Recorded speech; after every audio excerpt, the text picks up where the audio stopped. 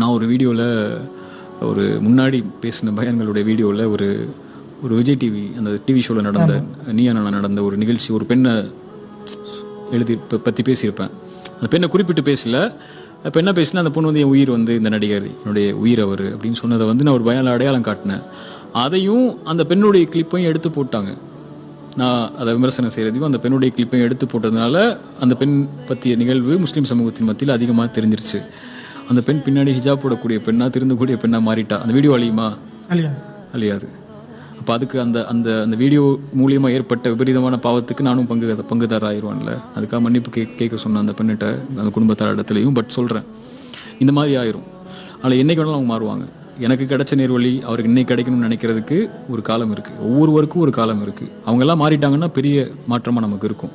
அதான் மக்கள் மத்தியில் பிரபலியமாக இருக்கக்கூடிய முஸ்லீம்கள் கண்ணியமாக மாறிட்டாங்கன்னா, மார்க்கத்தை கண்ணியமாக கருத மாறிட்டாங்கன்னா, அது பல பேருக்கு மாற்றத்தை உருவாக்கும். இப்போ அவங்களிடத்துல எப்படி அதை கொண்டு போய் சேர்க்கணுங்கிற முறையில் நம்ம கண்ணியத்தை கடைபிடித்தோம்னா, இன்னும் கண்ணியத்தை கடைபிடித்தோம்னா அது பெரிய மாற்றமாக உதவியாக செய்யும். அவங்கள்ட்ட போய் அழகான முறையில் அழைப்பு பணி செஞ்சோ அல்லது அழகான முறையில் எடுத்து சொல்லியோ அவங்களுக்கு புரிய வச்சா புரிஞ்சுப்பாங்க. இந்த ஜென்ரேஷன் புரிஞ்சுக்கும். எஜுகேட் பண்ணால் புரிஞ்சுக்கும். கிரிட்டிசைஸ் பண்ணால் ஏற்றுக்காது. யாருமே ஏற்றுக்க மாட்டோம்.